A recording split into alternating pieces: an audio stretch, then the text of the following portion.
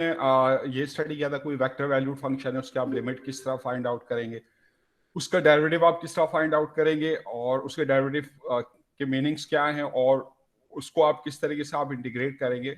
तो इंटीग्रेशन में आप इनडेफिनेट इंटीग्रल किस तरह फाइंड आउट करेंगे, और अगर डेफिनेट इंटीग्रल है जिसमें आपको लिमिट्स गिवन होती हैं तो उसको आप किस तरीके से फाइंड आउट करेंगे। तो इंटीग्रेशन जो है आप पिछली क्लासेस में पढ़ चुके हैं कि इंटीग्रेशन जो है आपके पास that is reverse process of differentiation, इसलिए हम इंटीग्रल को एंटी डेरिवेटिव भी कहते हैं। Integration is reverse process of differentiation. तो डिफरेंशिएशन में तो हम rate of change find out करते हैं। आपको अगर कोई फंक्शन आपको अगर गिवन है और आप उसका डेरिवेटिव कैलकुलेट करना चाहते हैं तो फिजिकली डेरिवेटिव आपके पास क्या है, वो उसकी रेट ऑफ चेंज है। जैसे एक्स स्क्वायर है तो इसकी रेट ऑफ चेंज आपके पास जो है वो क्या होगी, डेट इज 2x। जो डेरिवेटिव का पावर रूल है हम उसकी मदद से फाइंड आउट करेंगे, ठीक है। तो ये आपके पास जो है डेरिवेटिव है, या ये आपके पास जो इस फंक्शन की रेट ऑफ चेंज है। तो फिजिकली ये आपके पास रेट ऑफ चेंज है, और ज्योमेट्रिकली ये आपके पास क्या है, स्लोप ऑफ टेंजेंट। तो जो डेरिवेटिव है ज्योमेट्रिकली कोई भी अगर आपके पास कर्व है और आप उसके किसी पॉइंट के ऊपर जो टेंजेंट ड्रॉ कर रहे हैं, आप इसका स्लोप फाइंड आउट करना चाहते हैं तो हम डेरिवेटिव की मदद से स्लोप फाइंड आउट करते हैं। तो ज्योमेट्रिकली डेरिवेटिव कोई भी अगर आपके पास कर्व है जिसकी इक्वेशन आपको गिवन है, जैसे y as a function of x आपको गिवन है, तो अगर आप उसके ज्योमेट्रिकली किसी भी पॉइंट पे आप टेंजेंट का स्लोप मालूम करना चाहते हैं तो वो डेरिवेटिव के बराबर होता है, ठीक है। तो जो dy ओवर dx है आपके पास, जो derivative of this curve y है विद रिस्पेक्ट टू x, तो ज्योमेट्रिकली ये आपके पास जो है वो स्लोप ऑफ टेंजेंट है, ठीक है। तो स्लोप ऑफ टेंजेंट mt, और फिजिकली ये आपके पास जो है वो रेट ऑफ चेंज है, ठीक है। तो अगर हमें रेट ऑफ चेंज मालूम हो तो उससे हम उस फंक्शन को किस तरीके से रिकवर करेंगे जिसकी वो रेट ऑफ चेंज है, यानी जो गोइंग बैक आपका प्रोसेस है, जो रिवर्स प्रोसेस है डिफरेंशिएशन का, यानी from rate of change you find the function. तो इसको हम इंटीग्रेशन की मदद से फाइंड आउट करते हैं। तो जब हम इंटीग्रेट करते हैं 2x को, यानी ये जो रेट ऑफ चेंज है, हम इसको इंटीग्रेट करके ये फाइंड आउट करते हैं कि वो कौन सा फंक्शन है जिसकी रेट ऑफ चेंज है। तो वो हमें इंटीग्रेशन के पावर रूल को यूज करके मालूम हो जाता है, दैट इज एक्स स्क्वायर। तो ये आपके पास इनडेफिनेट इंटीग्रल है जो एंटी डिफरेंशिएशन भी कहलाते हैं, जो डिफरेंशिएशन के प्रोसेस को नलिफाई करता है। तो हमें पता है किसी भी डेरिवेटिव का कांस्टेंट क्योंकि जीरो होता है, तो इसलिए अगर आपके पास अगर एक्स स्क्वायर है और इसके साथ आपके पास कोई कांस्टेंट है, जैसे एक्स स्क्वायर प्लस 4 हो, या एक्स स्क्वायर -11 हो, या x square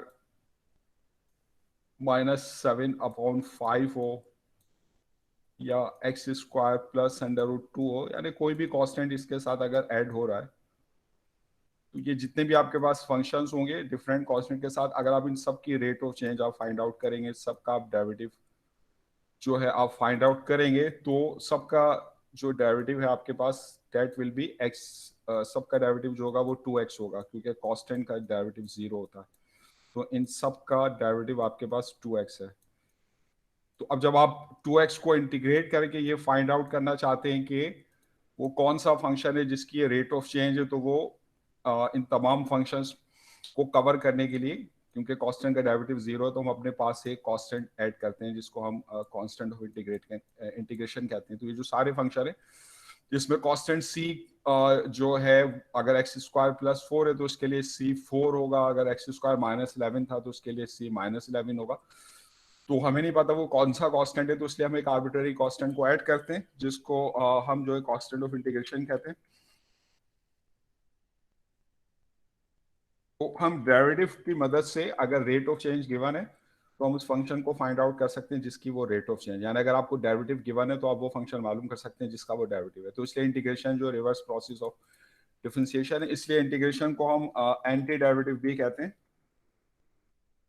integration is anti derivative,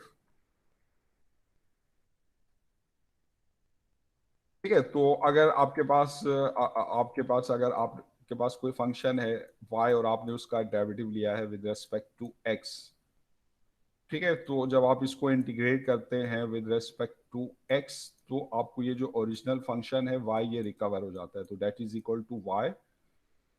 और साथ में कोई कांस्टेंट पॉसिबल हो सकता है, तो हम c को अपने पास से जो अपने पास जो है वो ऐड करते हैं। तो ये आपके पास जो इनडेफिनेट इंटीग्रल है, क्योंकि इसमें c जो है वो उसकी वैल्यू हमें नहीं मालूम है, वो कुछ भी हो सकती है, तो इसलिए उसमें इनडेफिनेटनेस है, तो इसलिए ये जो आपके पास इंटीग्रल है ये इनडेफिनेट इंटीग्रल है, इसमें आपको लिमिट्स गिवन नहीं होती, तो that is indefinite integral.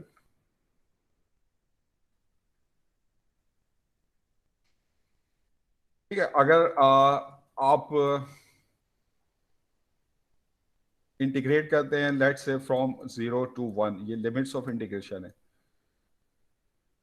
X x को आप इंटीग्रेट करते हैं फ्रॉम 0 to 1, तो अब इसमें इंटीग्रेशन का पावर रूल हम यूज करते हैं। तो इंटीग्रेशन का पावर रूल क्या होता है कि अगर आपके पास एक्स की कोई पावर एन हो और आप उसको इंटीग्रेट करते हैं, उसका आप एंटी डेरिवेटिव निकालते हैं, तो जो पावर है you increase power by 1 and x की power n+1 and divided by n+1। ठीक है ना, तो ये इंटीग्रेशन का पावर रूल है। और साथ में कोई कांस्टेंट भी हो सकता है, तो सी को हम ऐड करेंगे, तो इसकी मदद से जब हम इसको इंटीग्रेट करेंगे तो ये आपके पास क्या होगा, x² अपॉन 2। ठीक है ना, इसमें जो कांस्टेंट ऑफ इंटीग्रेशन है उसको हम ऐड कर देते हैं और फिर इस पर हम ये लिमिट्स जो है वो अप्लाई करते हैं। तो अब लिमिट्स किस तरह अप्लाई करते हैं, हम पहले x की जगह अपर लिमिट को सब्सटीट्यूट करते हैं, फिर माइनस लोअर लिमिट को हम सब्सटीट्यूट करते हैं। तो जब इसके अंदर आप जो है अपर लिमिट को सब्सटीट्यूट करेंगे, x की जगह अपर लिमिट 1 है, तो 1² अपॉन 2 प्लस c, और -0/0² अपॉन 2 प्लस c। तो जब आप इसको सॉल्व करेंगे तो ये आपके पास जो कांस्टेंट ऑफ इंटीग्रेशन है वो कैंसिल हो जाएगा, ये हाफ प्लस सी और ये तो जीरो यानी माइनस सी, तो जस्ट हमें एक नंबर जो है वो आंसर मिलेगा। तो डेफिनेट इंटीग्रल में इसीलिए जो कांस्टेंट ऑफ इंटीग्रेशन है, क्योंकि वो कैंसिल हो जाता है, तो फिर हम उसको शुरू में ही ऐड नहीं करते हैं। ठीक है ना, हम जस्ट जो भी हमारे रूल्स हैं इंटीग्रेशन के, हम उन्हें यूज करके लिमिट्स को हम सब्सटीट्यूट कर देते हैं, इसमें कोई कांस्टेंट ऑफ इंटीग्रेशन यूज करने की जरूरत नहीं है क्योंकि वो कैंसिल हो जाता है। ठीक है, तो इस वजह से ये डेफिनेट है। इसमें लिमिट्स हैं, तो हमें जो कोई आर्बिट्ररीनेस इसमें नहीं है, यानी सी जो है वो कैंसिल हो रहा है। तो ये पीछे ये सारी चीज़ें जो हैं आप कर चुके हैं, तो इस दोबारा बताने का मकसद ये कि जब आप कोई वेक्टर वैल्यू फंक्शन है आप उसको इंटीग्रेट कर रहे होंगे, तो वहाँ पे आपको इनकी ज़रूरत पड़ेगी। और जो भी आपके पास इंटीग्रेशन के जो रूल्स हैं वो आप यूज़ करेंगे, जो आप पीछे की क्लासेस में आप पढ़ चुके हैं। तो अब इसके अंदर जैसे अब फॉर एग्जांपल अगर आपके पास ये वेक्टर वैल्यू फंक्शन है जिसमें पैरामीटर आपके पास जो है वो t है, तो इसके जो कंपोनेंट है, लेट्स से आपके पास ये इसका i कंपोनेंट है t³ i+, और ये जो है आपके पास इसका y कंपोनेंट है sin tj, और प्लस एक्सपोनेंशियल टी के, ये इसका जो है के कंपोनेंट है। तो जब आप इसका इनडेफिनेट इंटीग्रल लेंगे with respect to parameter T, तो हम इस पर कंपोनेंट वाइज हर टर्म्स को हम इंटीग्रेट करेंगे, तो यानी ये जो t³ है, इस x कंपोनेंट है, इसको आप इंटीग्रेट करेंगे तो इस इंटीग्रल का x कंपोनेंट आपको मिलेगा। इसी तरीके से आप y कंपोनेंट को इंटीग्रेट कर लेंगे तो आपके पास जो भी इनडेफिनेट इंटीग्रल है उसका y कंपोनेंट आपको मिल जाएगा t/j, और इस तरह आप z कंपोनेंट को आप जो है इंटीग्रेट करेंगे।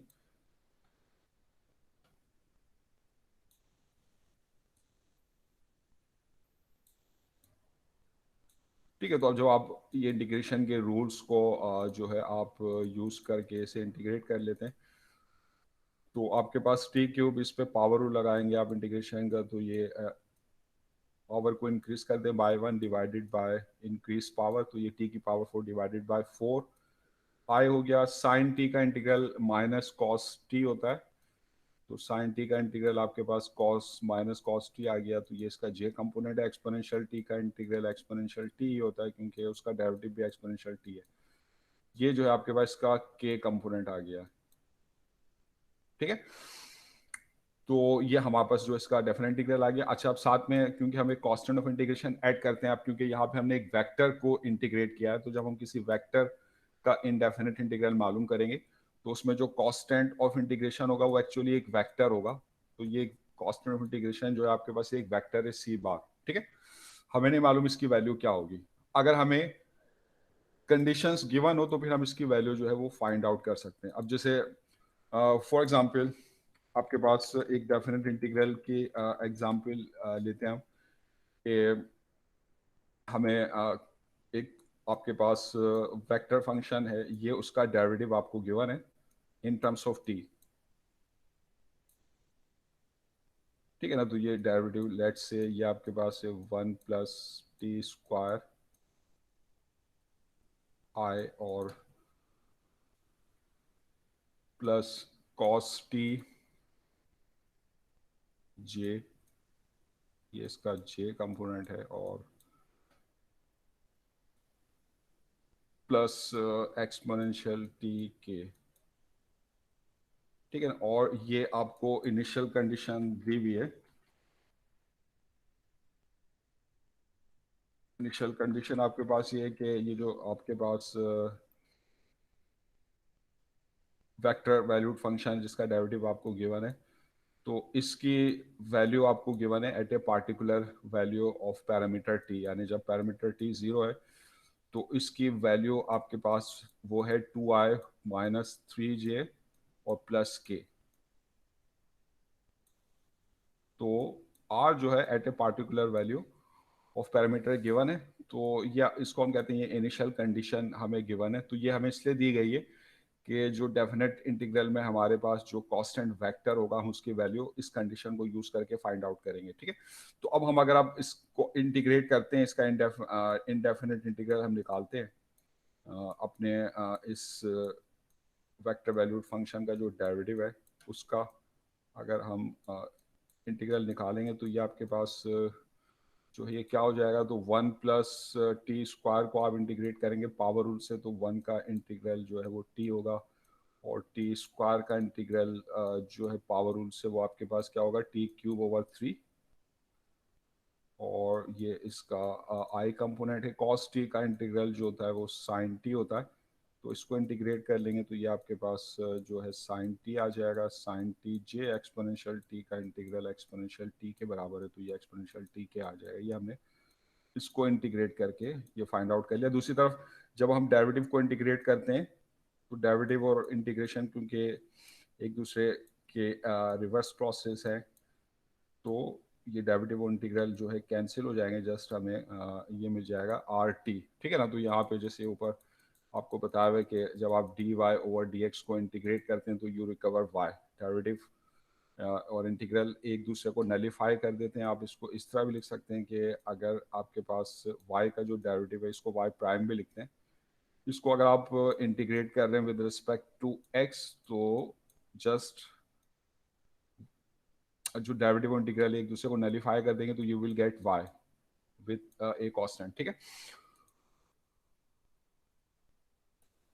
तो यहाँ पर जो है r' हमारा इंटीग्रेट हुआ। अच्छा, साथ में जब इंडेफिनेट इंटीग्रल लेंगे तो एक कांस्टेंट ऑफ इंटीग्रेशन c हमें जो है ऐड करना पड़ेगा, c बार, ठीक है। तो ये हमारे पास जो है ये एक्सप्रेशन आ जाएगा इस पोजीशन वेक्टर r का, कि that is equal to t + t³/3i और प्लस sin t j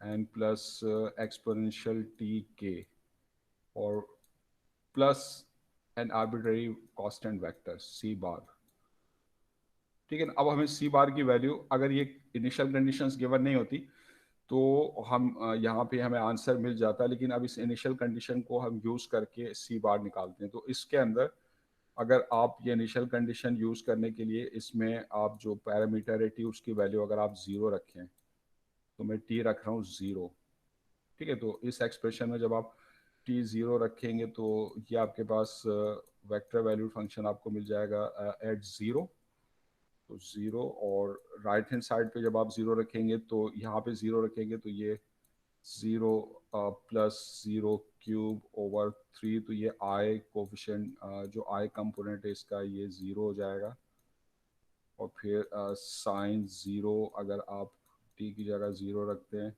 तो ये साइन 0 ये इसका j कंपोनेंट है, और एक्सपोनेंशियल t की जगह 0 रखते हैं डेट इज k, और ये आपके पास जो है कांस्टेंट वेक्टर c। ठीक है, तो ये टर्म आपके पास 0 हो जाएगी, साइन 0 0 होता है तो ये टर्म आपके पास 0 हो जाएगी, एक्सपोनेंशियल 0 1 होता है।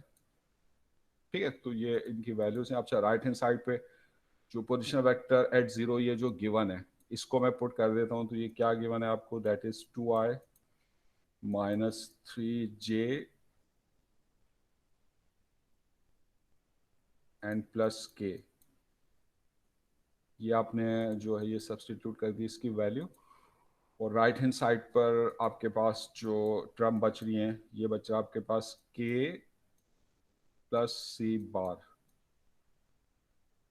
ठीक है, तो यहाँ से जो आपके पास कांस्टेंट वेक्टर है सी बार उसकी वैल्यू अगर आप निकालेंगे तो that is equal to 2i minus 3j plus k, और इस k को वहाँ शिफ्ट करेंगे तो ये माइनस k, ये k की टर्म्स जो है कैंसिल हो जाएंगी। तो इस तरीके से ये जो कांस्टेंट वेक्टर है आपको ये आपने फाइंड आउट कर लिया इस इनिशियल कंडीशन को यूज करके, ये है 2i माइनस 3j। तो इसको आप जो है सब्सटीट्यूट कर दें इक्वेशन 1 में जहां पर इसकी ज़रूरत है, तो इसको इक्वेशन 1 में अगर आप सब्सटीट्यूट करेंगे तो पुट इन 1, तो 1 जो है आपके पास वो है आपके पास ये पोजीशन वेक्टर है एट t, तो ये आपके पास है t plus T cube over 3i, t plus T cube over 3i और प्लस साइन टी जे एक्सक्यूज मी सर। जी। सर ये जो वेक्टर आर वाली जो कंडीशन है 2i माइनस 3j प्लस के, ये क्वेश्चन में गिवन है? जी, ये क्वेश्चन में आपको गिवन है, ये क्वेश्चन में गिवन होगी। अगर ये अच्छा। कंडीशन गिवन गिवन नहीं है तो फिर आपका आंसर यहाँ पे आपको मिल जाएगा, इसमें फिर आप सी को डिटरमिन नहीं कर सकेंगे। ठीक है, अच्छा अब इस अच्छा ये साइन टी जे प्लस एक्सपोनेंशियल टी के, और फिर इसमें हम ये जो कांस्टेंट है आपके पास सी बार ये जो हमने डिटरमाइन कर लिया तो इसको हम सब्स्टिट्यूट कर देते हैं, ये इसकी value plus 2i minus 3j। ठीक है, तो अब इसमें जो x कंपोनेंट की टर्म्स हैं या यानी जिनके साथ यूनिट वेक्टर i है वो आपस में ऐड हो जाएंगे। तो इस तरीके से हमें जो हमारा जो वेक्टर वैल्यूड फंक्शन है ये हमने फाइंड आउट कर लिया। तो ये आपके पास t plus T cube over 3, और इसमें ये टर्म ऐड हो जाएगी तो ये प्लस 2 और i, तो ये इसका x कंपोनेंट आपके पास हो गया। फिर आपके पास j कंपोनेंट वाली टर्म जो है इसको आप ऐड कर लेंगे इसमें, तो ये आपके पास इसका कोफिशिएंट हो जाएगा साइन t माइनस 3j, और k कंपोनेंट वाली टर्म जो है आपके पास होगी सही एक्सपोनेंशियल। है, समझ नहीं आ रहा शुरू से ही।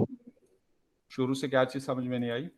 यही वाला क्वेश्चन। तो इस क्वेश्चन में आपको जो है एक वेक्टर वैल्यूड फंक्शन है उसका डेरिवेटिव आपको गिवन है, और आपने उसका इनडेफिनेट इंटीग्रल निकालना है, और फिर आपको एक इनिशियल कंडीशन गिवन है कि जो वेक्टर वैल्यूड फंक्शन है जिसका डेरिवेटिव आपको गिवन था इसकी वैल्यू 0 पर क्या है, यानी जब पैरामीटर t 0 है तो उस पर इसकी वैल्यू ये गिवन है आपको। ठीक है ना, तो ये क्वेश्चन है आपके पास, ये आपको ये चीज गिवन है और ये इनिशियल कंडीशन गिवन है। अब आपने इसका इंडेफिनिट इंटीग्रल जो है फाइंड आउट करना है, तो हमने इसको इंटीग्रेट किया। जब हम डेरिवेटिव को इंटीग्रेट करते हैं तो डेरिवेटिव और इंटीग्रेशन क्या करते हैं, एक दूसरे को नलीफाई कर देते हैं, तो just you recover your original function, तो ये रूल आप यूज करें, ये जो फंडामेंटल रूल होता है आपके पास इंटीग्रेशन का, कि जब आप किसी डेरिवेटिव को इंटीग्रेट करते हैं तो डेरिवेटिव और इंटीग्रेशन एक दूसरे को नलिफाई कर देते हैं, और that is equal to y plus C. ठीक है, डेरिवेटिव को इंटीग्रेट करें, डेरिवेटिव को y प्राइम से भी आप डिनोट करते हैं, तो that is equal to y plus C. तो इस रूल को मैंने यूज किया, तो ये जो डेरिवेटिव आपको गिवन था, इसको आपने जब इंटीग्रेट किया तो आपको ये r बार मिल जाएगा, जो भी आपका वेक्टर वैल्यू फंक्शन है। अब राइट हैंड साइड पे रूल आपने यूज कर लिए इंटीग्रेशन के, ये पिछले क्लासेस में आप पढ़ चुके हैं, जहाँ पे जैसे आमतौर पे पावर रूल वगैरह जब जरूरत पड़ेगी मैं आपको बताता रहूंगा। पावर रूल जैसे मैंने आपको बताया, तो अब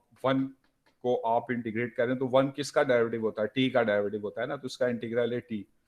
वन का मतलब है कि इस पर अगर आप पावर रूल लगाएंगे तो इसमें जो वेरिएबल है उसकी पावर 0 है, तो जब आप पावर रूल लगाएंगे इसमें तो 0+1 डिवाइडेड बाय 0+1 तो टी आ जाएगा। ठीक है, टी स्क्वायर को इंटीग्रेट किया तो टी क्यूब ओवर 3 आ गया। कॉस टी का इंटीग्रल साइन टी होता है, एक्सपोनेंशियल टी का इंटीग्रल एक्सपोनेंशियल टी है। तो ये आप मैंने टर्म बाय टर्म इंटीग्रेट कर लिया हर टर्म को ना, तो ये इसका इंडेफिनिट इंटीग्रल आया, और साथ ही जो हमें कांस्टेंट वेक्टर जो है वो ऐड करना पड़ेगा। तो अब हम इसमें ये हमारे पास, अब हमें इस कांस्टेंट वेक्टर की वैल्यू निकालनी है, तो उसके लिए हम क्या करेंगे, उसके लिए जो इनिशियल कंडीशन आपको दी हुई आप इसको यूज करेंगे। तो इसमें इनिशियल कंडीशन में आपको जो है पैरामीटर की वैल्यू 0 पर जो है आर बार की वैल्यू गिवन है, तो आर बार ये हमारे पास आ गया at any value of T. तो इस कंडीशन को यूज करने के लिए टी की जगह मैंने 0 पुट कर दिया, ताकि यहाँ पे टी 0 हो जाए। सर ये एक्सपोनेंट का जो हमने इंटीग्रेट किया, इसके साथ ही सी वेक्टर आया या हमने इसको अलग से एज एन इक्वेशन हमने इंसर्ट किया है? इसकी बात कर रही हैं आप? सी वेक्टर जो एन में आपने लगाया है। सी वेक्टर, जब हम इंडेफिनेट इंटीग्रल लेते हैं ना, तो उसमें हम क्या कर रहे होते हैं, उसमें हम ये मालूम कर रहे होते हैं कि वो कौन सा फंक्शन है जिसका डेरिवेटिव हमें गिवन है। तो अब क्योंकि कांस्टेंट का डेरिवेटिव आपके पास 0 होता है ना, तो इसलिए जब हम, जैसे ऊपर मैंने आपको समझाया कि अब जब आप डिफ्रेंशिएट करते हैं तो कांस्टेंट डिफरेंशिएशन में खत्म हो जाता है। तो जब यू विल गो बैक, तो अब आपको नहीं पता कि कौन सा कांस्टेंट था जो डेरिवेटिव के नतीजे में जो है वो एलिमिनेट हो गया है, तो इसलिए हमें अपने पास से एक आर्बिट्ररी कांस्टेंट ऐड करना पड़ता है। तो अब यहाँ पे जब हम वेक्टर को इंटीग्रेट करेंगे किसी वेक्टर फंक्शन को, तो वहां पर जो हम कॉस्ट नंबर्स के लिए तो या एक्सप्रेशन के लिए तो हम एक कांस्टेंट, जनरल कांस्टेंट ऐड करते हैं, और जब हम वेक्टर्स को इंटीग्रेट करते हैं ना, तो वहां पे कांस्टेंट वेक्टर हमें ऐड करना पड़ता है, क्योंकि कांस्टेंट वेक्टर का की जो रेट ऑफ चेंज है वो 0 है। तो जब हम वी विल गो बैक, तो हमें नहीं मालूम कि कौन सा कांस्टेंट है जिसकी रेट ऑफ चेंज 0 हो गई, तो इसलिए हमें एक आर्बिट्ररी कांस्टेंट वेक्टर ऐड करना होगा। तो जब भी आप इंडेफिनेट इंटीग्रल लेंगे ना किसी भी वेक्टर वैल्यूड फंक्शन का, तो आपको एक कांस्टेंट वेक्टर प्लस सी उसमें ऐड करना पड़ेगा। बात समझ में आ रही? यस सर, समझ रहा हूँ, थैंक यू। तो अब इसमें अच्छा, अब इसमें हमने टी 0 पुट किया, यहाँ पे आर एट 0, और फिर यहाँ पे 0 रख दिया टी की जगह राइट हैंड साइड पे, जहाँ जहाँ पे भी टी अपियर हो रहा है, तो ये पूरा एक्सप्रेशन 0 हो जाएगा। साइन 0 0 होता है, एक्सपोनेंशियल की पावर 0 1 है, तो यहाँ पे जस्ट के बचेगा और के प्लस सी। अब दूसरी तरफ हमने राइट हैंड साइड पर ये जो हमें है ये गिवन था, क्वेश्चन के अंदर ये गिवन है आपको, क्वेश्चन में ये वैल्यू ये आपने सब्स्टिट्यूट कर दी कि इसकी जगह आपने लग दिया 2i माइनस 3j प्लस के, ताकि आप जो है इस कांस्टेंट वेक्टर को फाइंड आउट कर सकें। तो ये k प्लस सी है, तो k यहाँ पे डायरेक्ट भी आप कैंसिल कर सकते हैं, तो यहाँ से जो कांस्टेंट वेक्टर है आपके पास 2i माइनस 3j प्लस के माइनस k है, तो फाइनली ये मेरे पास कांस्टेंट वेक्टर आ गया। ये भी क्योंकि वेक्टर है, कांस्टेंट वेक्टर भी वेक्टर है, तो ये भी आई जे के की फॉर्म में होगा। जो भी आपके पास वेक्टर्स होते हैं कार्टेशियन कोऑर्डिनेट्स, उनमें वो आई जे के की फॉर्म में होते हैं। तो अब हमें इस कांस्टेंट को दोबारा यहाँ पे सब्स्टिट्यूट करना होगा, ताकि जो हमारा फाइनल आंसर है पोजीशन वेक्टर का वो हमें मिल जाए, यानी ये एक्सप्रेशन। तो यहाँ पे हमने इस सी को जो हमने फाइंड आउट किया था, तो इस सी को हमने यहाँ पर सब्स्टिट्यूट किया इक्वेशन नंबर 1 में, और फिर हमने इसको फर्दर जो है वो सॉल्व कर लिया। तो इसको यहाँ सर इसका क्वेश्चन आप प्लीज वर्डिंग्स में लिख देंगे, जैसे लाइक आप क्विज में देते हैं, तो हमें हाँ पता चल वर्डिंग में जाए कि होगा। ऐसे सॉल्व होगा। यहाँ पर तो मैं ज्यादातर वर्डिंग में एक्सप्लेन कर रहा हूँ ना, वहां पे तो आपको वर्डिंग जो है वो लिखी हुई होगी। जैसे वर्डिंग आपके पास क्या होगी कि find the indefinite integral of this vector valued function with this initial condition, ये आपकी वर्डिंग होगी, ठीक है। ओके। सही है। तो अब हमने ये पुट कर दिया सी की वैल्यू इसके अंदर, और फिर ये रखा, फिर इसमें जो एक्स कंपोनेंट वाली टर्म्स थे उनको हमने जो है ऐड कर लिया, आई की टर्म्स को, जे की टर्म्स को, के की टर्म्स को। तो ये हमारा वो ये हमारा इनडेफिनेट इंटीग्रल आ गया, ठीक है, ये उसका आंसर आ गया। तो जब आपको इनिशियल कंडीशंस गिवन होगी तो उसको यूज करके आप इनडेफिनेट इंटीग्रल करने से जो आपको कांस्टेंट वेक्टर मिलता है, आप उसकी वैल्यू जो है वो फाइंड आउट करते हैं, ठीक है। तो अब इसकी जो अब जो एप्लीकेशन हम करते हैं मैकेनिक्स में, हम इसको अप्लाई करते हैं, यानी मैकेनिक्स जिसमें हम किसी भी बॉडी की मोशन को स्टडी करते हैं। तो जब कोई बॉडी जो है वो मूव कर रही होती है, तो एक तो वो जो बॉडी है वो कहाँ से मूव करना स्टार्ट कर रही है, उसकी यानी पोजीशन आपके पास क्या, पोजीशन वेक्टर क्या आपके पास। तो जब बॉडी मूव करती है तो वहाँ पे जो पैरामीटर होता है टी, वो एक्चुअली टाइम होता है। तो फिर जब पैरामीटर टाइम होगा तो हमारे पास जो हमारा वेक्टर वैल्यूड फंक्शन है आर बार, वो किसी भी गिवन टाइम टी पर बॉडी की पोजीशन को रिप्रेजेंट करेगा। तो फिर जो हमारा आर बार टी होता है, if T is a time, तो ये जो आपके पास पोजीशन वेक्टर है ये इस बॉडी की पोजीशन को रिप्रेजेंट कर रहा है, तो इट बिकम्स पोजीशन वेक्टर, ठीक है। और फिर जो इसकी जो रेट ऑफ चेंज आपके पास है कि, तो जो rate of change of position है उसको हम वेलोसिटी कहते हैं, फिजिक्स में आपने ये पढ़ा होगा। तो ये जो rate of change of position vector है तो इट बिकम्स वेलोसिटी वेक्टर, और वेलोसिटी वेक्टर का जो मैग्नीट्यूड होता है that is the speed of the body. तो जो वेलोसिटी वेक्टर का मैग्नीट्यूड है वो आपके पास स्पीड है जी। सर वो जो आपने अभी पिछला सवाल करवाया उसका एक प्रैक्टिस क्वेश्चन दे दें क्लास में, ताकि हम वो करके दिखाएं तो हमें समझ आ जाए कि हमें आया या नहीं आया। कौन सा, ये ऊपर वाला? जी जी, ये जो ऊपर वाला दिया ना, इसके नीचे एक सवाल दे दें अच्छा ताकि चले, हम वो अब ये करके मैं try करें। आपको ये मैं एप्लीकेशन करवा दूं, फिर मैं आपको जो है क्वेश्चन दे दूंगा, उसके अंदर ऊपर वाले की भी आप प्रैक्टिस कर लीजिएगा, नीचे वाले की भी, क्योंकि ये उससे रिलेट ही करता है। या चले मैं आपको अभी दे देता हूँ क्वेश्चन। लेट्स से ये आपके पास ये एग्जांपल है आपके पास, ये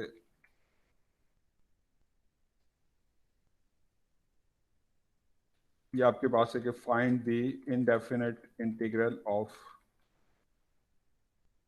इसको आप एंटी डेरिवेटिव भी कह सकते हैं, इनडेफिनेट इंटीग्रल और एंटी डेरिवेटिव ऑफ ये आपको दिया हुआ है दैट इज आर बार, और ये इसका डेरिवेटिव आपको गिवन है एट टी, टी इसमें पैरामीटर है। और लेट्स से ये आपके पास जो है ये आपके पास है टी आई और प्लस 1/टी J and plus sine T K, ठीक है, विद इनिशियल कंडीशन। और ये आपको जो है इनिशियल कंडीशन दी हुई है।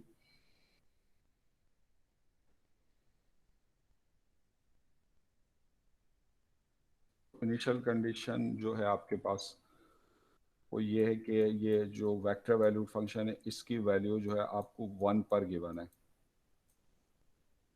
और लेट्स से ये आपके पास है 4i प्लस 3j और प्लस 5k, ठीक है ना, ये आपका क्वेश्चन है, ठीक है। तो करें आप इसको जरा और मुझे बताएं।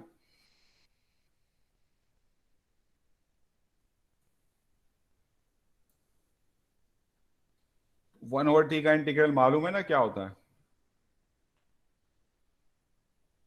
ये फॉर्मूला आपको पता होना चाहिए। 1/t वो कौन सा फंक्शन होता है जिसका डेरिवेटिव 1/t होता है? याद है आपको पिछली क्लास टी स्क्वायर नहीं, LNT सर। हाँ LNT है। तो LNT का डेरिवेटिव 1/t होता है, तो इसलिए 1/t का जो इंटीग्रल है आपके पास वो LNT होगा। तो याद रखें जो LN के साथ कोई नेगेटिव चीज नहीं आएगी, इसलिए इसको मॉडुलस में हम लिख देते हैं LN मॉडुलस T। लेकिन अगर आप मॉडुलस नहीं भी लगाना चाहें अगर आप तो कोई मसला नहीं, बस आपको ये ध्यान में रखना है कि LN के साथ जो भी एक्सप्रेशन है it can not be negative, ठीक है ना। तो ये आप फॉर्मूला यूज करेंगे। ये जो पावर रूल है ना आपके पास, जो पावर रूल आपके पास क्या है कि आप एक्स की पावर एन को अगर आप इंटीग्रेट करते हैं विद रिस्पेक्ट टू एक्स, तो क्या होता है इसका इंटीग्रल, जो इंटीग्रेशन का पावर रूल है कि that is equal to x की power n plus one divided by n plus one. तो अब ये जो एन प्लस वन जो डिनोमिनेटर में एक्सप्रेशन आ रही है, ये कब जीरो होगा?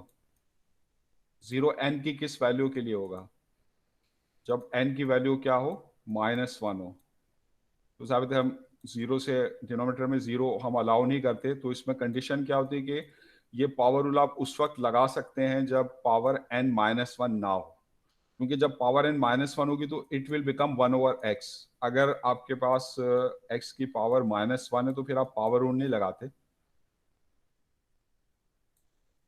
क्योंकि एक्स की पावर माइनस वन का मतलब है ये वन ओवर एक्स है, और वन ओवर एक्स किस फंक्शन का डेरिवेटिव होता है, एल एन एक्स का। तो फिर वहां पे ये फॉर्मूला यूज होता है, वन ओवर एक्स का इंटीग्रल पावर रूल से नहीं आता, वन ओवर एक्स का इंटीग्रल हमें अलग से पता है कि वो वन ओवर वो एल एन एक्स है, ठीक है ना। तो ये जो पावर रूल है आप सिर्फ उस वक्त लगा सकते हैं जब पावर माइनस वन ना हो, इसके अलावा कोई भी पावर हो तो आप फिर पावर रूल यूज करें। लेकिन अगर पावर माइनस वन एक्चुअली फिर वो वन ओवर एक्स है तो फिर उसके लिए आप ये रूल यूज करेंगे, ठीक है ना। तो ये यहाँ पे यूज होगा जब आप वन ओवर टी को इंटीग्रेट कर रहे होंगे, इस पे पावर रूल नहीं लगेगा, इस पे वन ओवर टी का इंटीग्रल एल एन टी आएगा, सही है। तो करें आप इसको आप,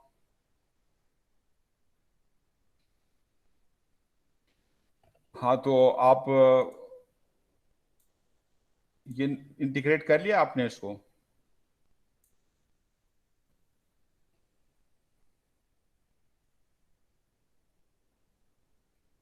तो अगर आप इसको इंटीग्रेट करते हैं, इंटीग्रल आप निकालते हैं आर के डेरिवेटिव का, तो क्या होगा, जो आपके पास इंटीग्रेशन और डेरिवेटिव एक दूसरे को कैंसिल करेंगे तो ये आपको क्या मिलेगा, आर टी, ठीक है। और क्या होगा, राइट हैंड साइड पे टी को आप इंटीग्रेट कर लेंगे तो ये आपके पास क्या हो जाएगा, टी स्क्वायर अपॉन टू, ये पावर रूल से आप कर रहे हैं, और वन ओवर टी को आप इंटीग्रेट कर लेंगे तो वन ओवर टी का इंटीग्रल जो होता है आपके पास वो एल एन टी है, तो ये आपको एल एन टी मिल जाएगा, एल एन टी जे, और फिर साइन टी का इंटीग्रल होता है माइनस कॉस टी, ये कॉस टी के, ठीक है ना। और साथ में जब आप इनडेफिनेट इंटीग्रल लेते हैं तो एक कांस्टेंट आप ऐड करते हैं, यहाँ पे कांस्टेंट वेक्टर आप ऐड करेंगे, तो कांस्टेंट वेक्टर है सी बार। तो अब इसकी वैल्यू जो है वो क्या होगी, वो हमें निकालना होगी। तो उसके लिए हम ये जो इनिशियल कंडीशन दी हुई है ना वो हम यूज करेंगे। तो अब इनिशियल कंडीशन में आपको ये जो वेक्टर वैल्यूड फंक्शन है आर बार, इसकी वैल्यू आपको गिवन है when parameter T is equal to one, तो उसमें आप टी की जगह वन सब्सटीट्यूट करें, टी की जगह वन सब्सटीट्यूट करके आप ये कांस्टेंट वेक्टर सी बार की वैल्यू निकाल लें। अब निकाल के बताएं मुझे क्या आ रही है।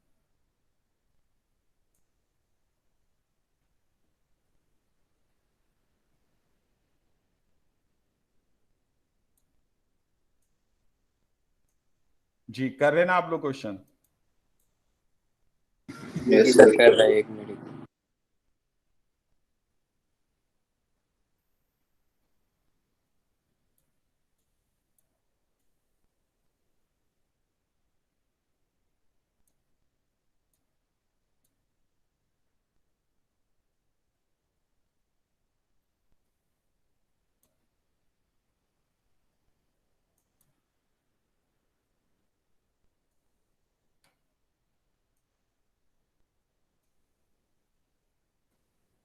तो ये आपके पास एल एन वन आ जाएगा, ये माइनस कॉस वन। तो इनकी वैल्यू आप कैलकुलेटर से निकाल सकते हैं, अगर आप नहीं भी निकालें एज इट इज रहने दें, कोई फर्क नहीं पड़ेगा, क्योंकि आगे तो हमने इनको किसी और जगह भी यूज नहीं करना, तो आप इनको एज इट इज रहने दे सकते हैं, एल एन वन और कॉस वन, ठीक है। वैसे आप कैलकुलेटर से वैल्यू निकालेंगे वो डेसिमल में आएंगी।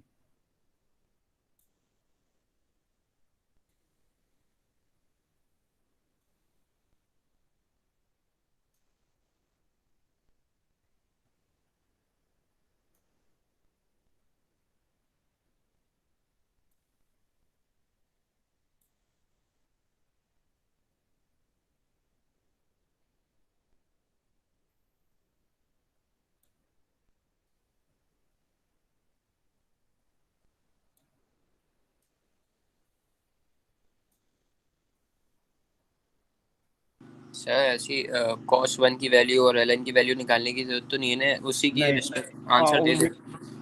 हाँ, निकालने की जरूरत नहीं है। सही है। तो सर ये 7/2i plus t minus ln j plus 5 plus cos k is equal to the vector c। हाँ सही है। तो वेक्टर सी जो आपके पास आ जाएगा यहाँ से, ये आई की टर्म में 4i माइनस हाफ आई, तो एलसीएम लेके सॉल्व कर लेंगे तो ये 7/2i आपके पास आ जाएगा। जे की टर्म ये 3 माइनस ln 1, ये जे की टर्म है आपके पास, और के की टर्म है 5 प्लस कॉस 1 के, 5 प्लस कॉस 1।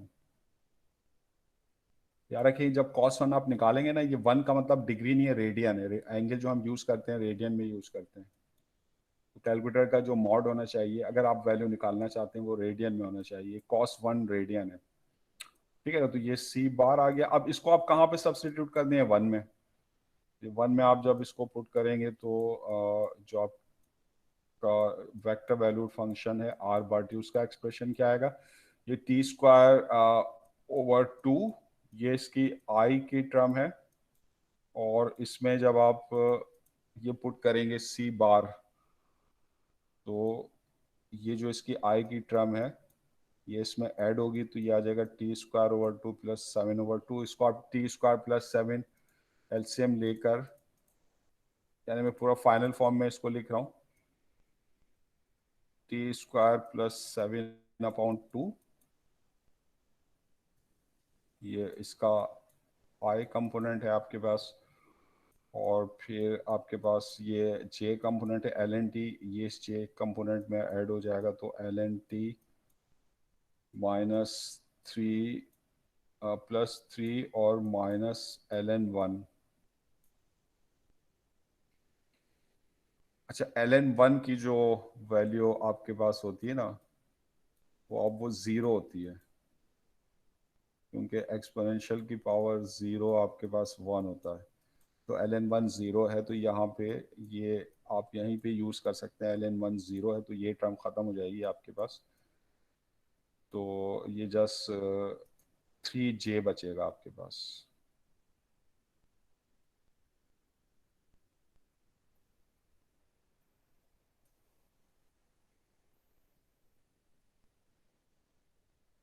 थ्री जे, तो ये आपके पास ln t प्लस 3j, ये इसका y कंपोनेंट है, और प्लस 5 प्लस cos 1,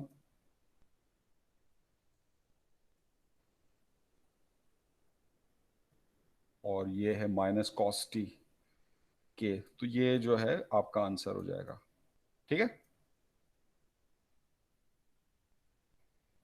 ये आपका वेक्टर वैल्यूड फंक्शन है जो आपने इंडेफिनेट इंटीग्रल और इनिशियल कंडीशन की मदद से फाइंड आउट किया है। क्लियर है बात? Yes sir. तो अब मैकेनिक्स में जो आप उसकी एप्लीकेशन बता रहे थे कि किसी बॉडी की मोशन की स्टडी मैकेनिक्स है, तो जब आपके पास पैरामीटर जो होता है टी, वो टाइम को रिप्रेजेंट करता है, तो फिर जो आपके पास बॉडी की, ये बॉडी मूव कर रही है किसी कर्व के ऊपर, तो इस कर्व के किसी भी पॉइंट पे जो बॉडी की पोजीशन है उसको हम मालूम करते हैं पोजीशन वेक्टर आर से।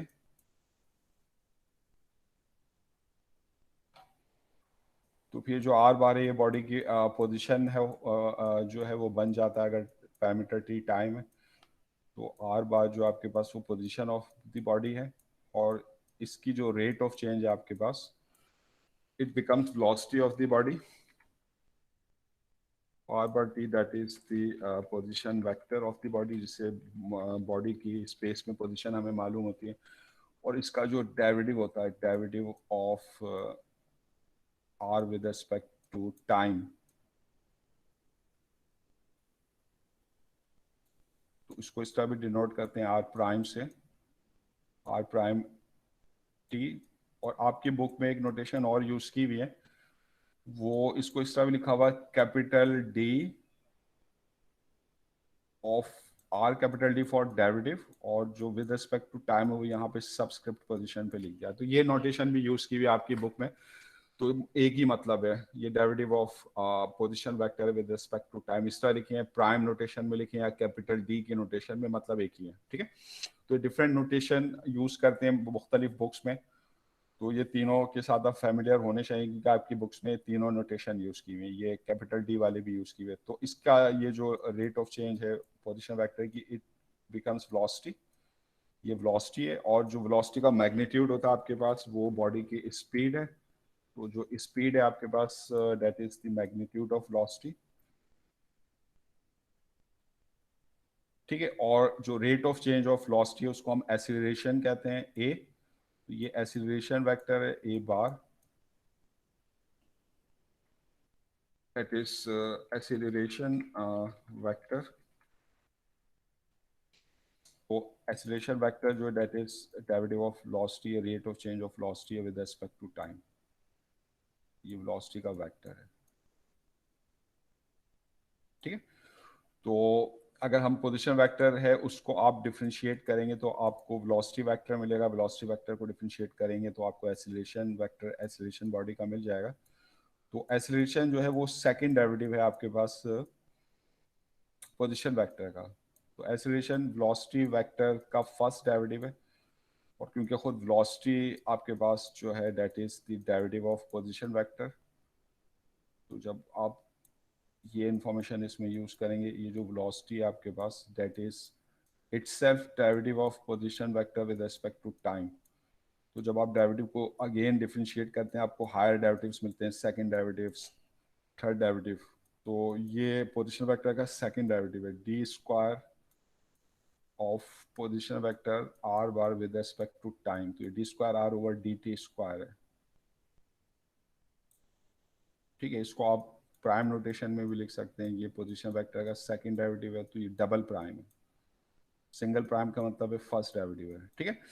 तो एक्सीलरेशन जो है पोजीशन वेक्टर का सेकंड डेरिवेटिव है। तो आप को अगर जैसे आपको ये एग्जांपल इसके ले लेते हैं जिसमें हम ये वेलोसिटी वगैरह मालूम करते हैं। अब जैसे आपको पोजीशन वेक्टर आपको गिवन है,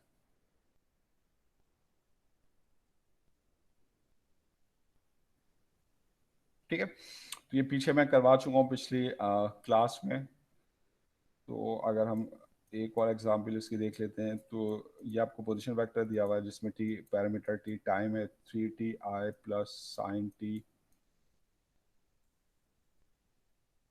जे and plus T square K. तो ये आपको पोजीशन वेक्टर आपको गिवन है। तो अब अगर आप इसका डेरिवेटिव लें, इसको डिफरेंशिएट करें अगर आप विद रिस्पेक्ट टू टाइम, तो ये आपको मिलेगा वेलोसिटी वेक्टर, ये बॉडी की वेलोसिटी मिल जाएगी। तो वेलोसिटी क्या होगी आपके पास, इसका डेरिवेटिव लेंगे, 3t का डेरिवेटिव है, अब ये डेरिवेटिव के रूल्स यूज कर रहा हूँ मैं। 3t का डेरिवेटिव है 3, और साइन टी का डेरिवेटिव जो होता है वो cos t होता है, और टी स्क्वायर का पावर रूल से डेरिवेटिव के ये 2t हो जाएगा। तो ये velocity at any given time है। और फर्स्ट करें आपसे पूछता है कि find velocity at a particular time. तो आपसे आपको वेलोसिटी निकालनी है एट एनी पार्टिकुलर टाइम। तो find velocity when t is 0। तो आप t 0 रख दें वेलोसिटी के एक्सप्रेशन में, तो ये तो कांस्टेंट है 3i रहेगा, और फिर ये आपके पास cos 0 हो जाएगा। cos 0 आपके पास 1 होता है, और ये 2t, तो t की जगह आप 0 रख देंगे तो 2 इंटू 0 के। तो इस तरह जो वेलोसिटी वेक्टर है आपके पास एट t 0 वो आपको मिल जाएगा 3i प्लस जे, के टर्म तो इसकी 0 हो गई। ये वेलोसिटी वेक्टर है एट t 0। तो जब आपको जनरल एक्सप्रेशंस दिए हुए हैं और किसी पार्टिकुलर पैरामीटर की वैल्यू पर आपने उसे कैलकुलेट करना हो, तो जस्ट उस एक्सप्रेशन में आप उस पैरामीटर की वैल्यू सब्स्टिट्यूट करके सॉल्व कर लें, ठीक है। तो अच्छा, अब इस जो स्पीड है, फाइंड स्पीड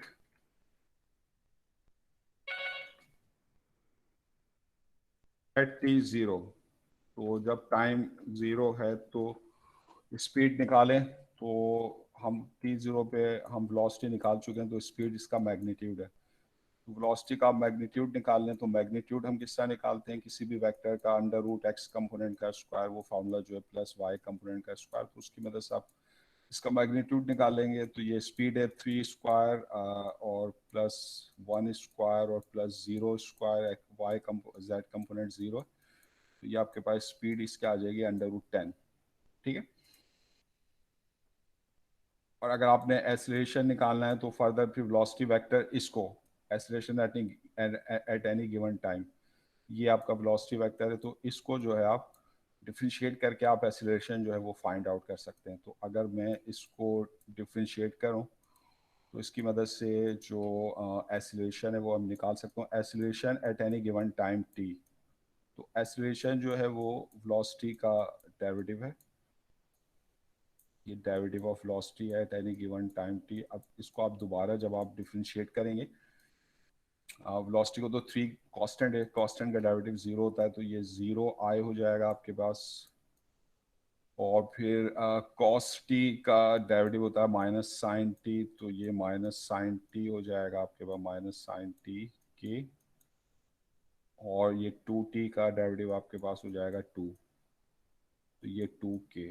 तो फिर जो एक्सीलरेशन वेक्टर आपके पास होगा,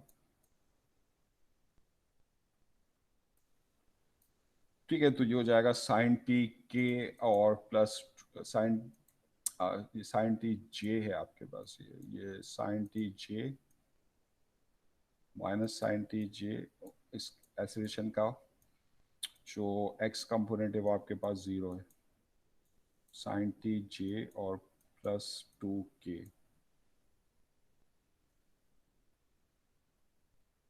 तो क्योंकि एक्सीलरेशन का x कंपोनेंट 0 है, सिर्फ y और z कंपोनेंट है, तो एक्चुअली जब ज्योमेट्रिकली आप देखेंगे तो एक्सीलरेशन जो है वो वाई जेड प्लेन पर होगा। ये जो आपके स्पेस में ये एक्स और वाई है, तो ये एक्स वाई प्लेन है आपके पास, और ये जो वॉल है आपके पास ये एक्स जेड प्लेन है, ये वाई जेड प्लेन है, और ये जो है जो फ्लोर है एक्स वाई प्लेन है। तो एक्स कंपोनेंट 0 है, तो आपका जो एक्सीलरेशन वेक्टर होगा ना, ये इस वाई जेड प्लेन पर होगा। ठीक है। अब एक्सीलरेशन अगर t 0 पर निकालना है तो, या t की किसी भी वैल्यू पर निकालना है, तो वो इस एक्सप्रेशन में सब्स्टिट्यूट करके आप फाइंड आउट कर सकते हैं। सही है। तो ये तो आप के पास ये हो गया कि अगर आप मैकेनिक्स में आप किसी बॉडी की जब मोशन को स्टडी करते हैं तो उसमें पैरामीटर t टाइम है, तो उसकी जो पोजीशन है उसको जब आप डिफरेंशिएट करेंगे तो आपको जो है वेलोसिटी मिल जाएगी, और फिर आप उस वेलोसिटी को फर्दर डिफरेंशिएट करेंगे तो आपको एक्सीलरेशन मिल जाएगा, एक्सीलरेशन वेक्टर। तो यहाँ पे जो है आप डेरिवेटिव को जो है आप यूज कर रहे हैं, आप डेरिवेटिव ले रहे हैं विद रिस्पेक्ट टू टाइम। ठीक है। अब अगर आपको रिवर्स प्रॉब्लम सॉल्व करनी हो कि अगर एक्सीलरेशन गिवन हो और इससे आपने वेलोसिटी फाइंड आउट करनी हो, तो वेलोसिटी के डेरिवेटिव से हमें जो है वो एक्सीलरेशन मिलता है। तो अब हमें अगर एक्सीलरेशन से वेलोसिटी निकालना हो तो हमें एंटी डेरिवेटिव यूज करना होगा, यानी इंटीग्रल यूज करना होगा। ठीक है ना। तो जब हम ए को इंटीग्रेट करेंगे, एक्सीलरेशन को हम इंटीग्रेट करेंगे विद रिस्पेक्ट टू टाइम, तो that will be equal to velocity vector. ठीक है। और अगर वेलोसिटी वेक्टर को हम फर्दर इंटीग्रेट करेंगे तो we will get position vector.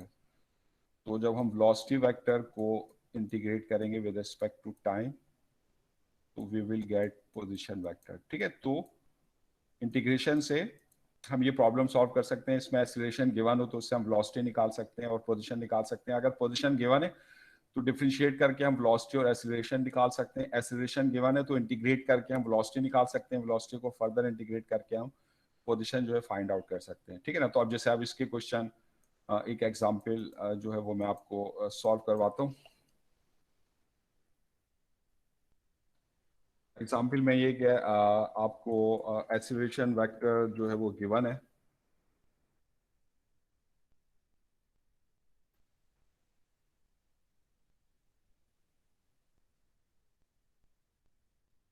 तो एक्सीलरेशन आपको गिवन है, एक्सीलरेशन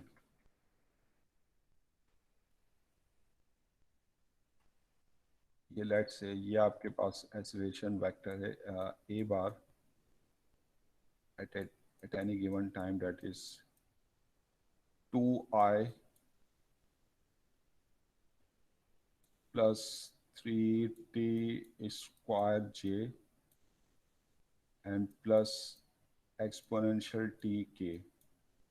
तो ये acceleration at any given time है और आपको you have to find velocity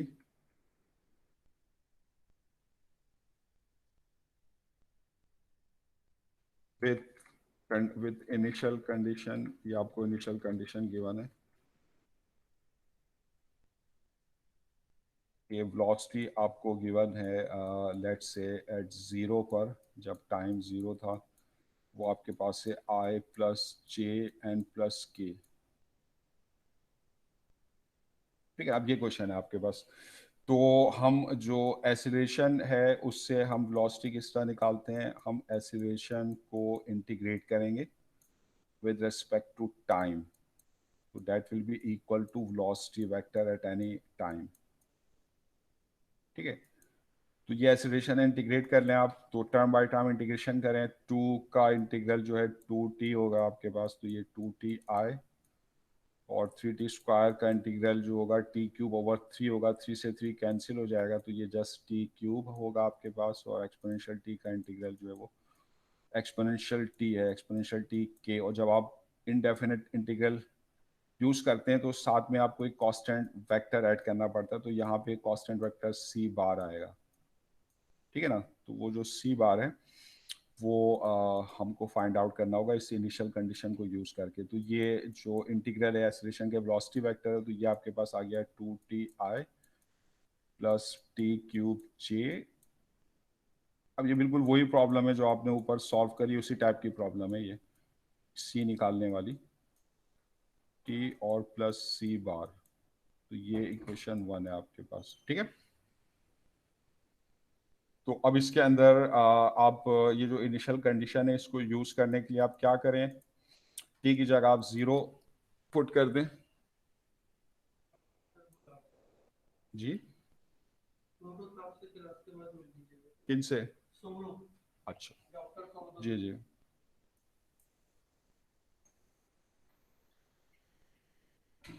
तो ये आपके पास इसमें टी की जगह 0 रखें क्योंकि आपको वेलोसिटी एट 0 गिवन है, ये इनिशियल कंडीशन यूज़ करनी है हमने। और ये इनिशियल कंडीशन क्यों दी हुई है आपको, ये इसलिए दी हुई कि आप इसकी मदद से ये जो कांस्टेंट वेक्टर सी है वो निकाल सकें। तो वेलोसिटी एट 0, तो यहाँ पे t 0 रख देंगे तो ये टर्म खत्म हो जाएगी 0i, और फिर यहाँ पे t 0 क्यूब, तो ये टर्म भी खत्म हो जाएगी 0j, और यहाँ पे t 0 रखेंगे तो ये जस्ट 1 मिल जाएगा आपको। ये e की पावर 0 1 है, तो ये c बार है। अच्छा, वेलोसिटी एट 0 ये पुट कर दें लेफ्ट हैंड साइड पर, ये आपको दिया हुआ i प्लस जे प्लस के, और ये आपके पास है k प्लस c बार। ये k से k कैंसिल हो जाएगा, तो जो ये कांस्टेंट वेक्टर है ये आपके पास आ जाएगा i plus J.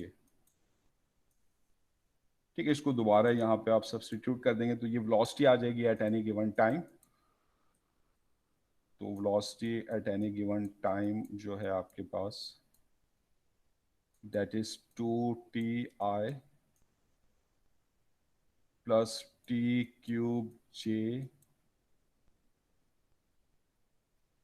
and plus exponential t k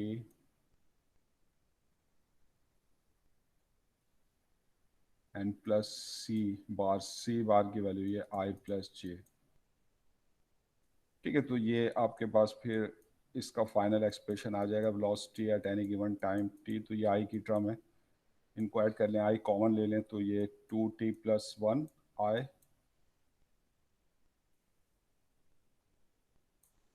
और ये j की टर्म है आपके पास t क्यूब प्लस 1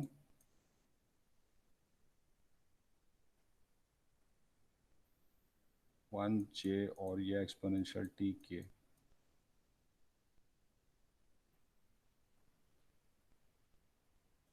ठीक है, तो ये बॉडी की velocity at any given time t। ठीक है, अच्छा अब अगर फर्ज करें आपसे फर्दर ये कह रहा हूँ कि find position of the body at any time, यानी उसका पोजीशन वेक्टर निकालना, find position vector using the condition.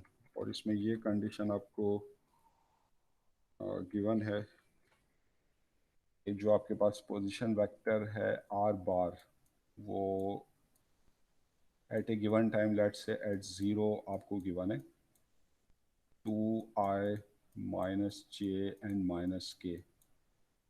ठीक है, तो अब हम वेलोसिटी से पोजीशन वेक्टर किस तरह निकालते हैं? पोजीशन वेक्टर का जब डेरिवेटिव लेते हैं तो वेलोसिटी मिलेगी, तो वेलोसिटी को जब इंटीग्रेट करेंगे, एंटी डेरिवेटिव लेंगे, तो हमें जो है पोजीशन वेक्टर मिलेगा। तो ये जो वेलोसिटी वेक्टर है, अब आप इसका इंडेफिनिट इंटीग्रल लें तो that is equal to position vector at any given time t। तो अब ये वेलोसिटी को अगर आप इंटीग्रेट कर लें, अब मैं इसको इंटीग्रेट कर रहा हूँ, तो 2t का इंटीग्रल क्या होगा? इंटीग्रेशन की पावर उससे t स्क्वायर ओवर 2 से 2 कैंसिल हो जाएगा, तो ये हो जाएगा t स्क्वायर, और 1 का जो इंटीग्रल है वो t है, तो ये इसका इंटीग्रल आ गया। तो ये इसके पोजीशन वेक्टर का x कंपोनेंट आपको मिल गया। सर ये ऊपर वाले क्वेश्चन की कंटिन्यूटी है ना? ये उसी की कंटिन्यूटी है। सही। तो अच्छा, और फिर आप ये t³ + 1 इसके ऊपर अगर आप जो है पावर रूल लगाएं, चलें इसमें पहले मैं ये इंटीग्रेट करते हुए दिखा देता हूँ। अब ये हर टर्म को आप इंटीग्रेट करेंगे, 2t+1 को इंटीग्रेट करेंगे आप विद रिस्पेक्ट टू t, ये आपको i कंपोनेंट मिल रहा है, और फिर आप ये जो y कंपोनेंट है इसको इंटीग्रेट करेंगे। तो टर्म बाय टर्म इंटीग्रेशन करते हैं हम किसी भी वेक्टर वैल्यूड फंक्शन की, तो उस तरीके से उसका हमें इंटीग्रल मिल जाता है। ठीक है, तो अब आप इंटीग्रेट कर लें, तो इसका इंटीग्रल आपके पास है t² और प्लस t, तो ये इसका जो है x कंपोनेंट है आपके पास, और फिर आप जो है इसको इंटीग्रेट कर लें, t³ का इंटीग्रल होगा आपके पास पावर रूल से t⁴/4 और +1 का इंटीग्रल है t, दैट इज j, और एक्सपोनेंशियल t का इंटीग्रल एक्सपोनेंशियल t ही है, एंड दैट इज k। और साथ में जब हम इंडेफिनिट इंटीग्रल करते हैं तो साथ में एक कांस्टेंट वेक्टर आता है, तो यहाँ पे कांस्टेंट वेक्टर c बार है। तो ये क्वेश्चन नंबर 2 लेना है, अब आपको c बार निकालना है। तो उसके लिए जो कंडीशन गिवन है ना आपको, इनिशियल कंडीशन ये वाली, इसको आप जो है यूज करेंगे, इसको आप यूज कर लें। तो अब ये पोजीशन वेक्टर आपको एट 0 गिवन है, तो इसमें आप टाइम की वैल्यू 0 सब्स्टिट्यूट करें ताकि आप ये कंडीशन यूज कर सके। तो व्हेन t इज 0, तो ये आपके पास पोजीशन वेक्टर है एट 0, तो यहाँ पे t 0 सब्स्टिट्यूट करेंगे तो ये टर्म आपकी ख़त्म हो जाएगी, 0i, यहाँ पे रखेंगे 0 तो ये टर्म भी ख़त्म हो जाएगी, 0j, यहाँ पे रखेंगे 0 तो ये जस्ट 1k, और ये प्लस c बार। तो राइट हैंड साइड पे ये condition position vector eight 0 substitute कर दें, that is 2i minus j and minus k, और यहाँ पर है k, तो जो पोजीशन वेक्टर आपको मिल जाएगा यहाँ से c बार हो जाएगा 2i माइनस j, ये प्लस के वहाँ ले जाएंगे माइनस के, तो ये -2k हो जाएगा। ये जो है आपके पास पोजीशन वेक्टर की वैल्यू। अब इसको आप यहाँ पे सब्स्टिट्यूट कर देंगे तो ये आपको position vector at any given time t मिल जाएगा। तो इसको अगर आप 2 में रखें तो पुट इन इक्वेशन 2, तो ये पोजीशन वेक्टर है आपके पास at any given time t, तो ये आपके पास है t² प्लस टी आई, ये पोजीशन वेक्टर का एक्स कंपोनेंट है, और ये वाई कंपोनेंट जो है आपके पास ये है आपके पास T4/4 प्लस टी जे, और फिर ये आपके पास एक्सपोनेंशियल टी के, और अब हम ये इस कांस्टेंट वेक्टर की वैल्यू जो है वो सब्स्टिट्यूट कर देते हैं जो हमने फाइंड आउट करी है। ये है +2i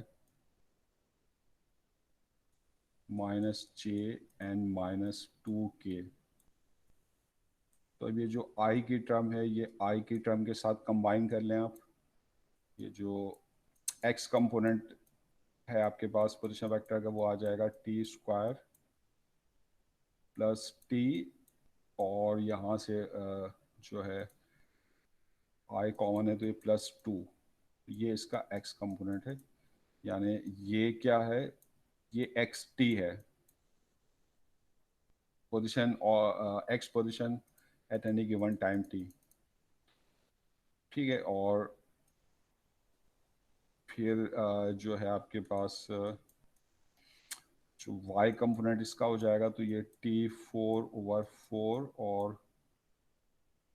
प्लस टी, और ये j कॉमन है तो ये -1j,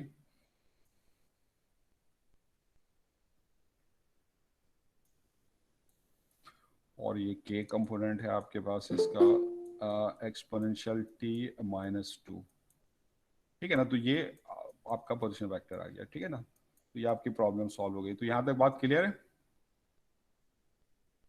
या इसमें किसी को कोई प्रॉब्लम है? जी, यहाँ तक बात क्लियर है? हेलो, आवाज आ रही है मेरी? क्लियर है, बट वो प्लीज दोबारा से दिखा दे screen, I was writing it down. ठीक है, तो ये आपके पास प्रॉब्लम है कि आपको एक्सीलरेशन आपको गिवन था, ठीक है, और आपको वेलोसिटी एट जीरो, ये इनिशियल कंडीशन आपको गिवन है। ये जो है आपकी जो है ये एग्जाम्पल है। तो एक्सीलरेशन वेक्टर से how we can find velocity by using integration. Position को डिफरेंशिएट करते हैं, डेरिवेटिव से आपको पोजीशन से वेलोसिटी मिलेगी, और फिर वेलोसिटी के डेरिवेटिव से एक्सीलरेशन मिलेगा। If you want to go back, तो अगर एक्सीलरेशन गिवन हो तो आपने वेलोसिटी निकालनी है, तो you need to do anti derivative, यानी you need to find integral of acceleration. तो एक्सीलरेशन को इंटीग्रेट करेंगे वेलोसिटी आएगी, वेलोसिटी को इंटीग्रेट करेंगे तो पोजीशन आएगी। तो इस प्रॉब्लम में हमने इंडेफिनेट इंटीग्रल की मदद से जो वेलोसिटी निकालनी है और पोजीशन निकालनी है, तो एक्सीलरेशन को इंटीग्रेट कर लिया टर्म बाय टर्म, उसमें कांस्टेंट वेक्टर आया तो ये इनिशियल कंडीशन पुट करके हमने उसकी वैल्यू निकाली, तो इसका velocity at any given time आ गई।